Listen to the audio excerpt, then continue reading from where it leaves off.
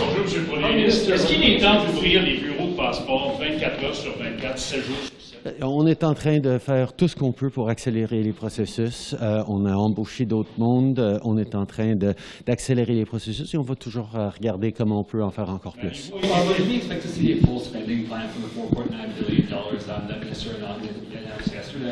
We not only have stepped up on NORAD modernization, but we're actually launching a review of defense spending for the fall to look at what the next steps, given the world is changing because of the Russian invasion of Ukraine. We have lots more reflections to do, and there's more to come. Merci tout le monde. Madame Gould, les passeports, la situation ne s'améliore pas. À Montréal, on voit la police intervenir, les fils qui s'allongent. Est-ce que vous pouvez en faire davantage? Oui, moi j'ai vu les images de Montréal depuis la semaine dernière et c'est vraiment quelque chose qui est inacceptable. Nous avons l'autre direction de mon département qui est sur le terrain depuis 2 semaines pour améliorer la situation. Hier, ils ont dû commencer une nouvelle stratégie, justement, parce que les volumes, bien sûr, sont énormes. Plus de 400 personnes à chaque bureau de passeport en Montréal. Justement pour essayer d'améliorer la situation. Je sais que les Canadiens sont frustrés. Moi aussi, je suis frustrée de voir ces images, mais on va continuer d'essayer d'améliorer la situation parce que je comprends que c'est une situation bien qui est beaucoup de stress pour les gens. Est-ce qu'il y a des ressources supplémentaires dans d'autres ministères qu'on pourrait encore aller chercher parce que ce que vous avez annoncé, ça ne semble pas être suffisant? Oui, alors nous sommes en train de chercher des ressources de partout, le gouvernement du Canada. Alors, comme nous avons mentionné, plus de 1200 personnes, 600 qui sont déjà contratées, 600 qui sont en train. En effet, j'étais à Mississauga hier, qui est un des centres de processer les passeports. Ils ont allé de 70 à 120 personnes, 8 nouvelles personnes hier, et chaque jour, nous sommes en train de mettre plus de personnes. Il y a des centaines de personnes de partout dans le gouvernement qui sont en train d'aider avec la situation, mais on va chercher encore les personnes parce que nous savons que ce n'est pas une situation acceptable pour les Canadiens et on va continuer de faire tout ce possible. Et bien sûr, cette semaine en Québec, c'est une des semaines de voyage, alors c'est aussi pourquoi nous voyons ces numéros à Montréal, mais pourriez-vous ouvrir 24 heures sur 24, 7 jours sur 7 des centres dans cette période-là actuellement qui est particulièrement chargée? Oui, on a besoin de... La chose, c'est que même si les bureaux ne sont pas ouverts au public après 6 heures du soir, les gens ont besoin de processer les passeports. Ils ont besoin d'avoir du temps pour faire la vérification. On sait que les passeports sont des documents sécuritaires, ils sont importants.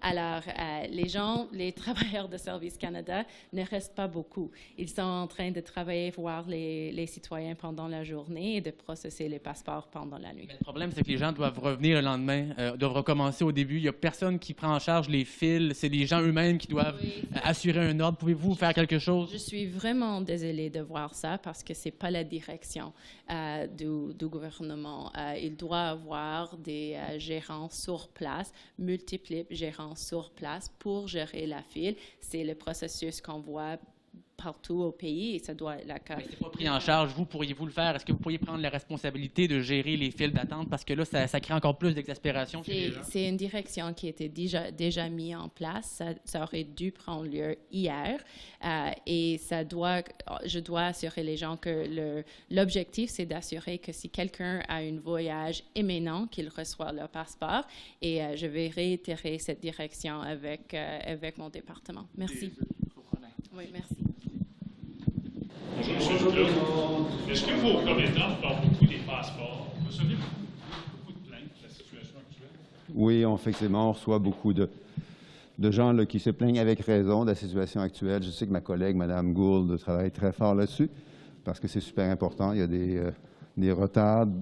Mais plus que des retards, il y a aussi des craintes légitimes que les gens expriment. Et effectivement, ça passe par mon bureau de circonscription. Dites-moi aux gens, en gros, parce que quand vous voyez les lignes d'attente, les gens sont frustrés, les gens perdent patience, la police intervient.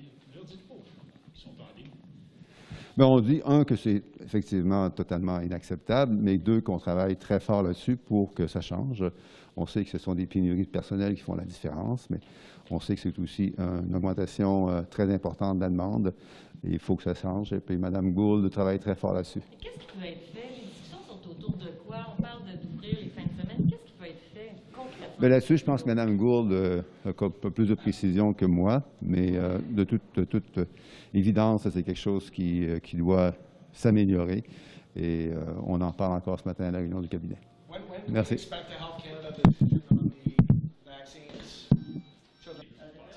C'est évident d'avoir des réseaux ouverts 24 heures sur 24, 7 jours sur 7. Les gens dans votre comté, peut-être est-ce que la police doit intervenir? Je comprends les inquiétudes, la colère, la frustration des gens. C'est une situation qui est inacceptable. Et c'est pour ça qu'on a mis là, 600 fonctionnaires de plus, on accélère, on a ouvert le soir, la fin de semaine, tout. Et on va tout faire pour accélérer. On va faire, c'est pas assez, je suis d'accord, mais on va faire plus. On va toujours faire plus parce que la situation est inacceptable et on doit l'améliorer. Madame Lebouthillier, on peut demander ce dossier KPMG. Vous aviez exprimé beaucoup de colère il y a quelques années. Pourquoi aujourd'hui vous êtes silencieuse? Pourquoi vous êtes muette? Pourquoi est-ce que vous faites ce choix-là?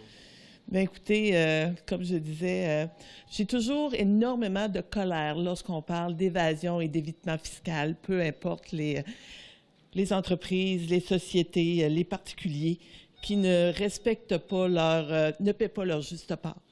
Donc, mais... Vous allez faire aller au bout de ce dossier-là et informer les Canadiens du suivi que vous faites? Écoutez, ce que je peux vous dire, c'est que nul n'est au-dessus des lois.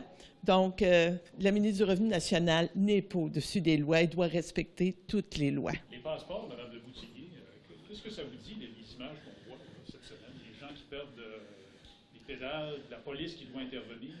Écoutez, je dois vous dire que je trouve ça vraiment triste, ce qui se passe actuellement au niveau des passeports. Puis je conçois qu'après 2 ans de pandémie, on a des gens qui, pendant 2 ans, n'ont pas pu aller rencontrer leur famille à l'extérieur. On a des gens qui veulent retourner dans leur milieu, reprendre contact avec la population. Donc, c'est excessivement triste. Le niveau de service est-il acceptable? Je dois vous dire là, qu'on doit faire vraiment mieux. Avez-vous des ressources, vos revenus que vous pourriez prêter à Passeport Canada? La demande nous a déjà été faite et je peux vous dire qu'il y a des ressources qui ont été prêtées pour aider à Passeport Canada, mais il faut comprendre aussi que pendant cette période-là, il fallait aussi traiter la saison des impôts, qui s'est très bien passée, soit dit en passant, donc j'en suis très fière. Actuellement, on est dans les vérifications, puis on prépare ce qui s'en vient aussi parce qu'on a le traitement de d'autres données là, pour que les gens aient accès là, justement au crédit auquel ils ont droit. Et ça, c'est calculé là, en fonction des déclarations de revenus. Donc, il y a du travail qui se fait au niveau de l'Agence du revenu. Merci. Any update on what's going on at our airports, efforts to try and clear some of the backlogs? The work continues. Committees that bring together airports, airlines, and CATSA, CPSA, and public health are meeting on a regular basis. Adjustments are being made. We're seeing data show that there's continuing to be improvement. Not only do we want to retain that improvement, but we want to continue to add to it. What are the staffing levels like right now with the vaccine mandates? So just to be clear, I know I can speak about CATSA because I'm not exactly able to give you specifics about others. CATSA only had 6 employees on unpaid leave because of vaccine mandate. So it was not a big impact, at least for CATSA. So then what are the staff levels like now? Are they improving? The lines going? Yeah, so CATSA now is at a greater level than what it was pre-pandemic. Can you say how many of those new hires for screening officers are actually on the ground now? Because you had, what was it, 900 or so? Over 900 have been added over the last several weeks. Many of them are still in training. Some are finishing their training. But by the way, even some of the ones who are in training are able to do some tasks on the line that can help alleviate pressure. So many of them are already on the ground doing some work. Do you have any sense of when this might be over? So look, every summer we have issues at airports because it's peak season, and I know that at Pearson. So having said that, and I know, again, we're seeing this at other international airports, these delays are happening. we're working diligently to see us and airlines and airports adjust as quickly as possible to maintain the summer peak. I'm also meeting this week with airports, the four biggest airports, the two major airlines. I'm going to be asking them to continue this work. Airlines have a duty as well. We're hearing some stories about luggage issues and flight cancellation. We want to make sure that the airlines as well do their part. I know they're working very hard, but we want to make sure they do their part. Airports also have to do their part. So we're just focusing all of our effort, combined effort, to address this issue. Some of the other countries are suggesting it could be 18 months before those airports are back to normal. Is that something that you can give Canadians, a number like that? No, I want to make sure that it's done very quickly and as efficiently as possible. So how do you get the airports and the airlines to do the hiring or whatever else they need to do to try and speed things up when you're talking about luggage, et cetera? Aside from just saying, hey guys, hire more people, like, is there any pressure, any levers that you have to try and make some change there?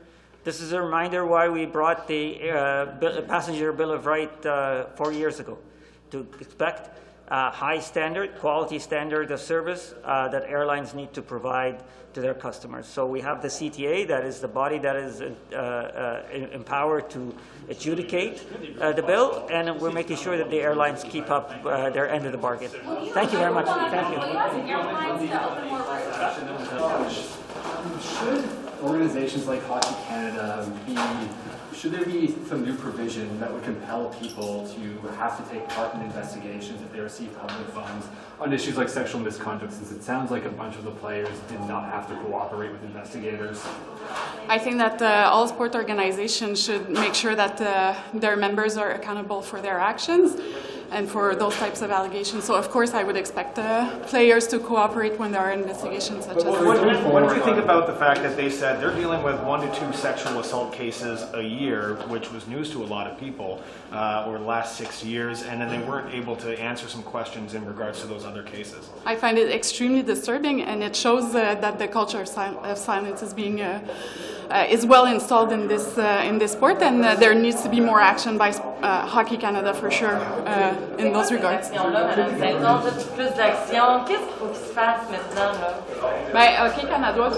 Hockey Canada doit prendre des dispositions pour mettre fin à la culture du silence, rendre obligatoire la participation dans les enquêtes pour les joueurs. Je peux vous dire qu'on va regarder toutes les options qui sont à notre disposition pour renforcer les accords de financement avec les organisations sportives, pour faire en sorte qu'il y ait plus d'imputabilité dans le système sportif et pour s'assurer que les dirigeants mettent en place des dispositions et des mesures pour empêcher la culture du silence. What are you considering in terms of action, Minister? Any comment on the federal court certifying the class action for off-reserve kids in the child welfare system? Well, it's more with the past that nobody is proud of, the discrimination, the racism. I think that's coming to bear, and we'll deal with it as we've dealt with several other class action suits. What's important is that justice arrives for people who went through those difficult periods, and that we can move forward together. Especially being a Winnipeg MP and Winnipeg having one of the highest Indigenous populations in Canada, just thinking also about just some of the impact this has on broader communities. It's a very painful past, and on this day we need to make sure that we can reconcile, we can move past the pain, support survivors, and continue to move forward together in a positive way as full partners. Are you concerned at all that a papal apology might be in jeopardy with the Pope possibly resigning? Those are some of the rumors floating around. But also canceling trips. I'm not up to speed on the rumors. I'm anticipating the Pope will be here at the end of July. But he canceled his Africa trip. Thank you. Are there concerns at all?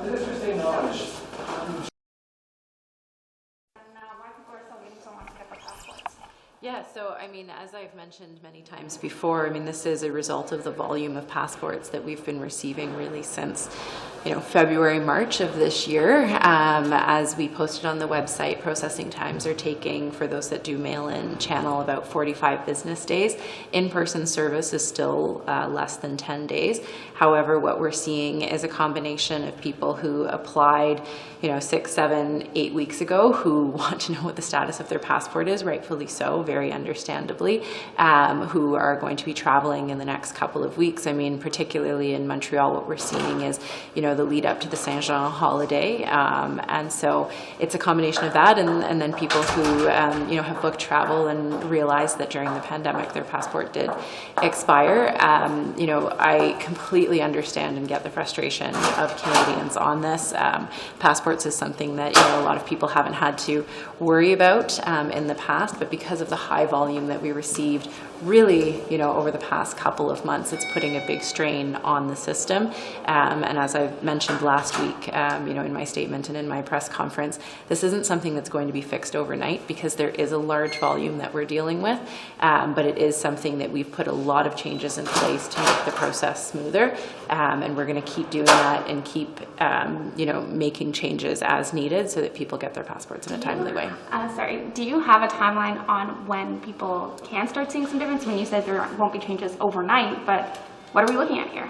Well, I mean, a lot of it depends on the continued volume that we get. I mean, we're still getting, tens of thousands more passports a week than we have capacity to process. But that being said, we are seeing continued increase in our ability to process more passports each week. One of the big challenges that we're facing is that it's actually not a lot of simple renewals.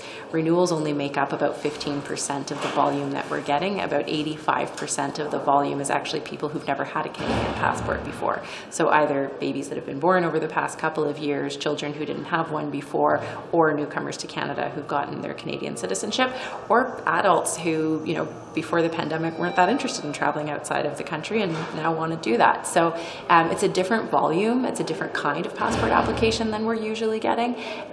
So we are making these changes. We see at different places around the country, some of these things are working better than others, but a lot of that comes down to the volume that each of those places is facing. Est-ce qu'il est temps d'avoir une ouverture des bureaux au public la fin de semaine, en soirée? Vous avez dit qu'il y a des heures supplémentaires qui sont faites, mais est-ce que c'est temps d'ouvrir l'accès aux gens?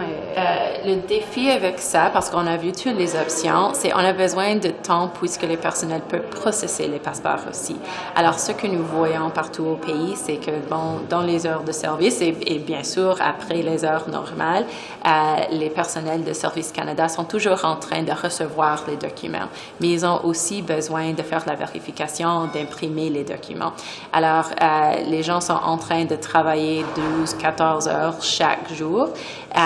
Et aussi pendant les fins de semaine, et beaucoup d'endroits partout au pays, à peu près une douzaine chaque semaine, est ouvert pendant les samedis, mais ce sont des gens qui ont fait la file durant la semaine. Le voyage n'était pas imminent, mais c'était toujours urgent.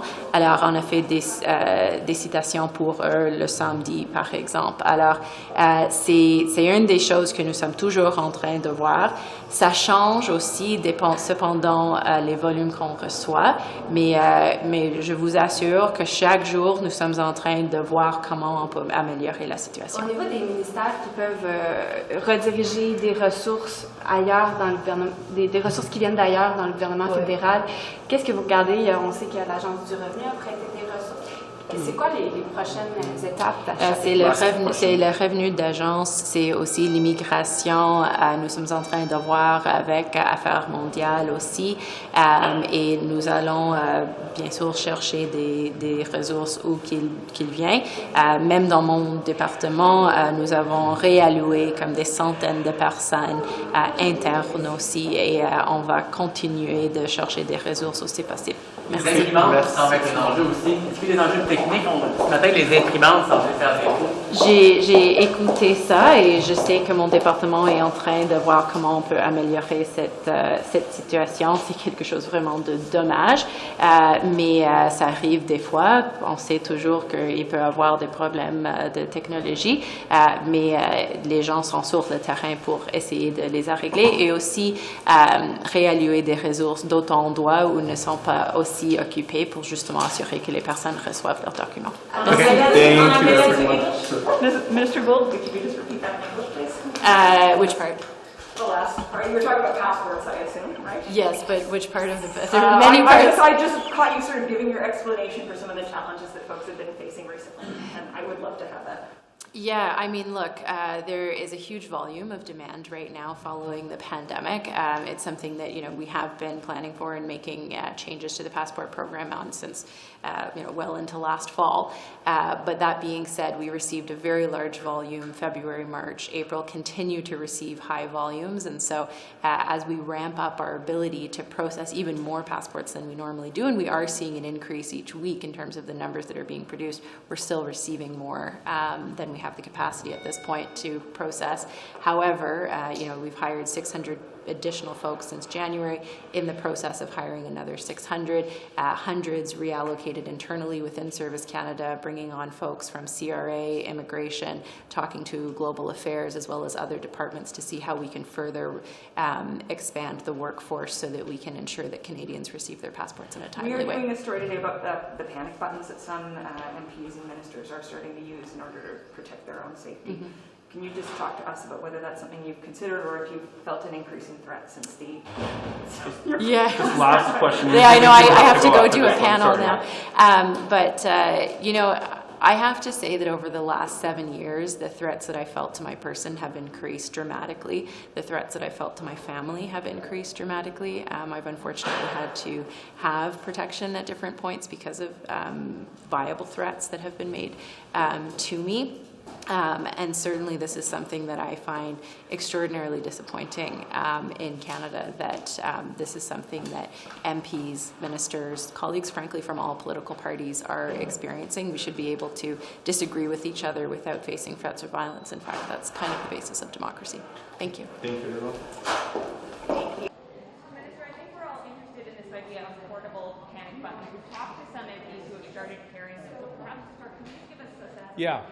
When did this start and what's happening? Well, the first thing I just want to say is that this is not a partisan issue. The issue of ensuring that there is security for all parliamentarians, regardless of political stripe, is an issue that is important not only to the people that work on the Hill, but to all Canadians. Because if we can't have robust debate, whether it's in person or online, then that obviously has the impact of impeding in a negative way our ability to advance important solutions for Canadians. So I've been approached by members from all parties on this important subject, and I think it's important that Canadians realize that.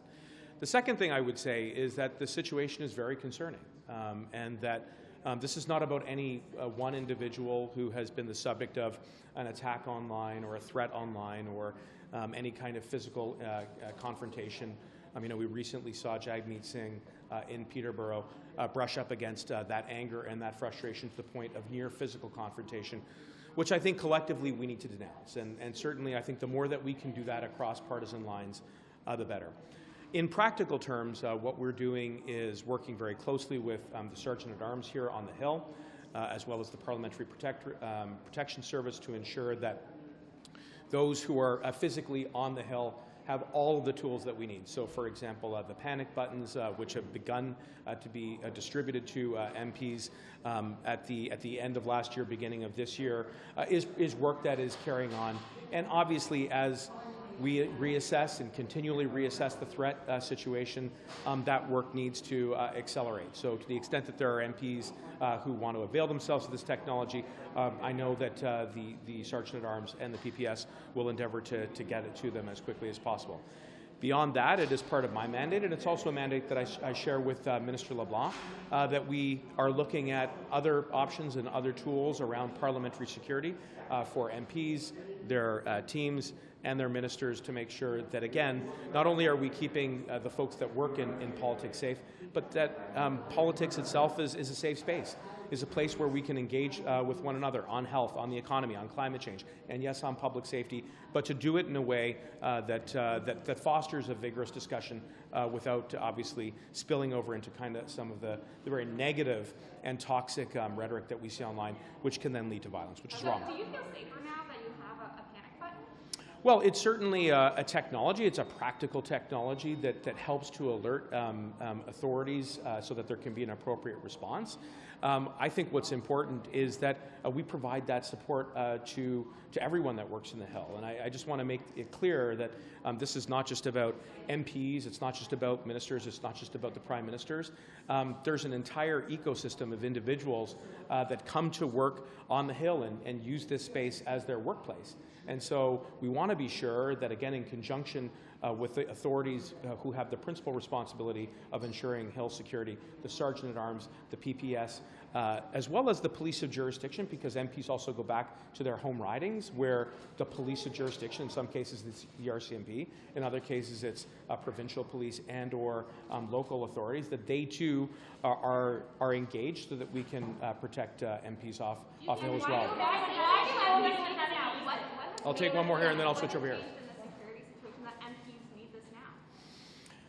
I think it's a variety of things. I think that certainly in the online space that we have seen a degree of vitriol and toxicity and extremist expression that incites violence and that frankly clearly crosses the Rubicon into criminal content where people receive death threats. That is deeply concerning. And we need to be sure not only that government is equipping law enforcement with the tools that are necessary to root out that content and to hold those who are responsible for its publication to account, but equally that we are engaging social media who have very explicit standards online. Users all have to agree to certain terms, including not diminishing from security, not engaging in abuse, certainly not engaging in any kind of criminal conduct. We need to directly engage social media platforms so that they too are playing a very important role in being proactive and not being simply reactive. And I know that that's something that's ongoing. Online security, or is there more of a threat to their physical security? Because panic buttons only really help for physical threats. So, which is the bigger threat right now? I think that what we're seeing is that certainly that the threat level has evolved and certainly has diminished as it relates to security both online and in the physical workspace. And as a result, I think we just need to be very proactive, and the government will be there to provide those tools and support. Je vais prendre une question en français, oui. Mais écoute, dans des termes généraux, l'évaluation de la situation des menaces qui est posée à des députés, à des ministères et tout le monde qui travaille sur la colonne est très sérieux. C'est reflété sur les espaces online et même dans les communautés et même ici à la colline. Ça, c'est la raison qu'on doit continuer de chercher des solutions concrètes. Par exemple, le bouton de panique, c'est seulement inutile. Mais il y a des autres. Par exemple, il y a une hotline qu'on offre à les députés s'il y a une menace. Et il y a des autres outils, par exemple, la présence des eux qui travaillent dans les services policiers sur la colline et même chez eux, tous les députés, pour offrir l'appui. Et ce n'est pas un enjeu qui est partisan. J'étais engagé par plusieurs des députés de tous les partis dans la Chambre. Et il faut travailler ensemble sur cet enjeu parce que ce n'est pas seulement une menace à les personnes qui travaillent dans les politiques, c'est une menace à notre démocratie. Parce que s'il n'y a pas un espace qui est en sécuritaire pour les députés, pour l'équipe, pour les fonctionnaires, il y a un résultat qui est très négatif, un infringement à la démocratie. La Cour suprême disait la semaine dernière, l'édifice la Cour suprême devrait être inclus dans les bâtiments qui sont à sécurité additionnelle.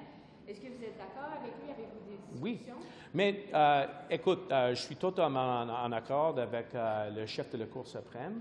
Et ce n'est pas seulement les cours, les tribunaux, c'est toutes nos institutions dans l'espace démocratique qui a regardé ou observé un niveau des menaces qui est plus sérieux. Et ça, c'est la raison qu'il y a beaucoup de collaboration entre le gouvernement et les services policiers qui ont la compétence sur la colline et même dans les comtés où les députés travaillent. Minister, has anybody had to use it? Have any the panic button? Well, certainly, I think for operational reasons and privacy reasons and operational sensitivity, those are questions which would be best directed to law enforcement. The important thing is that the tool is available. That we are rolling out this program to offer another layer of protection to MPs who work on the Hill, who experience. And I would point out that disproportionately, it is women who are facing these threats. Disproportionately, it is members of racialized communities who face these threats. Disproportionately, it is Indigenous peoples who are facing these threats. And that's another reason why we have to continue to be very vigilant in our efforts at offering the protections that are necessary.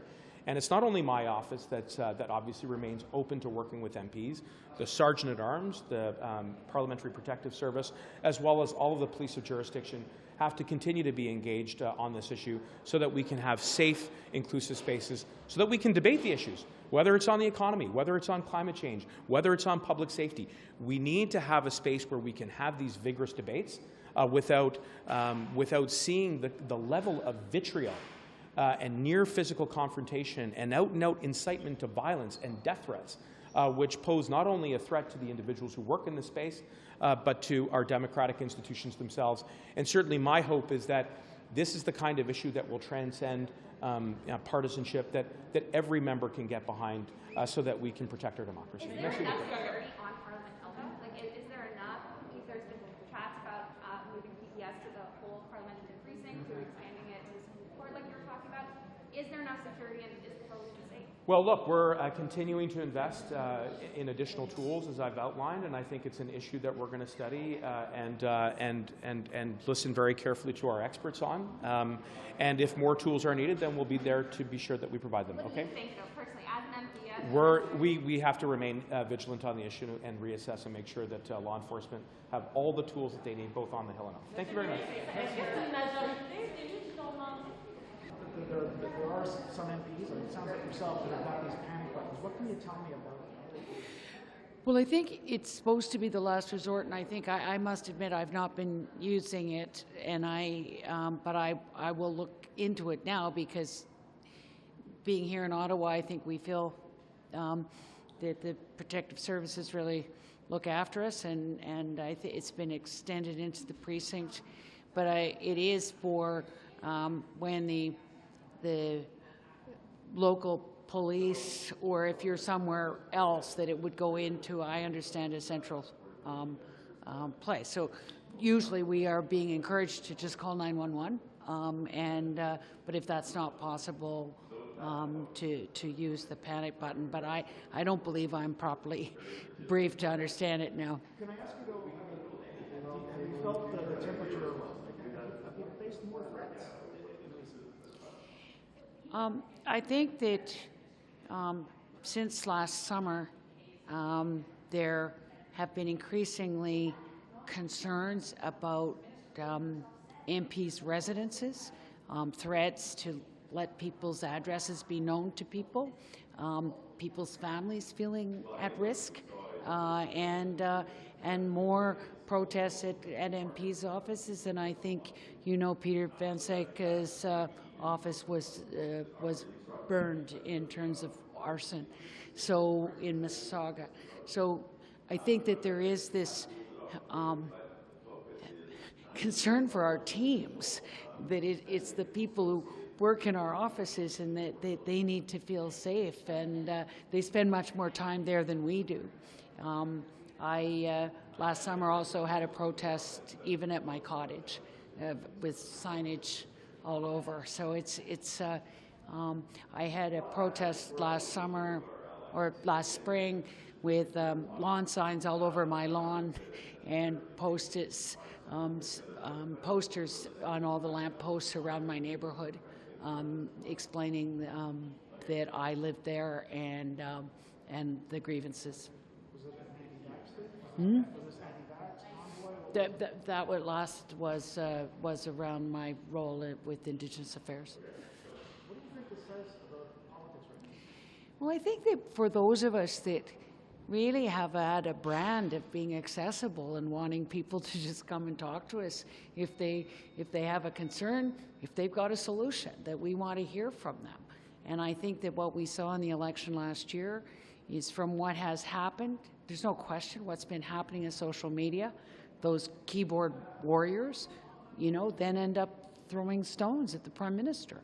That people are executing their anger in ways that I don't think we've seen before, and I think, I must admit, to read what happened to that Mr. Lysek about his son at Coots, with becoming involved in Diagolon and then ending up, with the son charged with attempted murder and arms offenses. Like, this echo chamber where people can get angry and only talk to people that agree with them is a problem.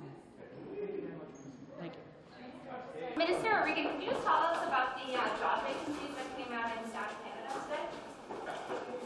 It was the highest job vacancies. I can pull it up very quick, but Stats Canada came out with the numbers on job vacancies today, so I was just wondering if you have concerns about how high the number was. No, I'll check though. I've been in cabinet all morning. No, I've been in cabinet all morning, but I'll check in. Buttons, sir, we understand that they're being offered to MPs. We talked to one of your colleagues who's been carrying one since the convoy. Have you personally started carrying one or felt more threatened in the last few months? We've gotten them, yeah, and Can we see it? oh, guys, it's a bit. I think that might compromise things. Yeah, but it's a concern. Yeah. Have you personally seen an increase in threats to you? No, but I checked in with my office, and there has been. Yeah, there has been. So it's a concern. What do you think's going on? I don't know. I don't think. I mean, I think that the anxiety that people have about just so much that's going on in the world and in the country and in their own lives isn't surprising. I think the hostility is what's new. And I think some of it just has to do with the ability to, transmit that over social media. And it's tough. It's tough to know how much of it is just taking advantage of the anonymity and venting over social media and how much of it's real. Right? It's tough to know that, and you just can't take any chances. And look, you're talking to a whole bunch of people. So, we don't want to be hampered in doing what we do. We got into this business, many of us, because we enjoy being with people. You don't want to hold that back. And do you feel better, or I don't know what the right word is, comforted having it? I don't know. We just started with it. So, it's just, you feel kind of, initially I would say you feel somewhat sad that you need it. But on the other hand, if this is some way that will allow me to continue to do my job and be with people, then yeah, okay. I'm resigned. Thank you. Mr. Holland, can you just tell us about why we need to have hybrid sitting if you've already gotten the vaccine mandate and the mask mandate on the Hill? Why do we need that extra hybrid? Well, last week we had 5 members of Parliament who had COVID-19 who were able to still participate in proceedings despite the fact that they were ill. The reality is we are still in a global pandemic. What we've said is that this flexibility allows Parliament to continue to do its work. I know last November, as an example, I thought that the pandemic was waning, we were moving out of it, and then Omicron hit, and we used hybrid. We have to stop negotiating this over and over again. I have spent so much time as whip and as House Leader over the last 2 years talking about this. What this gives us is predictability. We know that we have a flexible system that can move with public health circumstances, and that we have the Procedure and House Affairs Committee, which is going to look at whether or not these provisions are useful outside of a pandemic circumstance, and then give us certainty for going forward. But why couldn't you do it in September? To be fair, we don't know how the pandemic will be doing doing? You said yourself it's changed. Well, sure. I mean, and what I found every time in September and December we started a session, we spent weeks and weeks talking about, is it going to be hybrid, isn't it going to be, talking with my counterparts. You know, I think Canadians expect us to be talking about legislation, ways to improve their lives, not how Parliament will function. And having 2 years of having the same debate again and again and again and again is not a productive use of time. What this allows us to do is to have the flexibility to move with the public health circumstance, to ensure that if we do encounter a situation where we need that flexibility is used. But otherwise, you know, I've made a commitment around ensuring that questions are going to be answered in question period in person if the public health circumstance allows it. We want to have robust participation and then to have a separate conversation. It's a procedure in House Affairs Committee appropriately to look at what the use potentially of the hybrid provisions outside of a pandemic circumstance might be. So that gives us the ability to do that with predictability and not to waste any more time having the same debate 1,000 different times. But by saying you don't want to waste time, you have to stop negotiating, you spend weeks and weeks debating this, you don't really sound like you're collaborating, and you're in a minority government. Do you not see how this makes you look the way that other parties are portraying you? Well, it's exactly the opposite. The NDP and the Bloc are supporting this. So it's the Conservatives that are not. So collaboration, in my view, is finding a way to work together. We've had indications from the Bloc and the NDP that they're supporting this, that they agree that this is an appropriate way to move. There's a parliamentary committee that's going to get an opportunity to look at the provisions outside of the pandemic circumstance. I think it's precisely what collaboration looks like. And just one more thing, you said that cabinet ministers would come in person unless they're sick. But what can you do about other MPs who sit on committees, chair committees, and who have not been here for 2 years?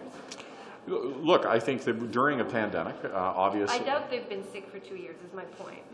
No, what we need to be able to do is two different things, okay? And on one hand, make sure that we have the flexibility to be able to do the work of Parliament regardless of where we are with the public health circumstance.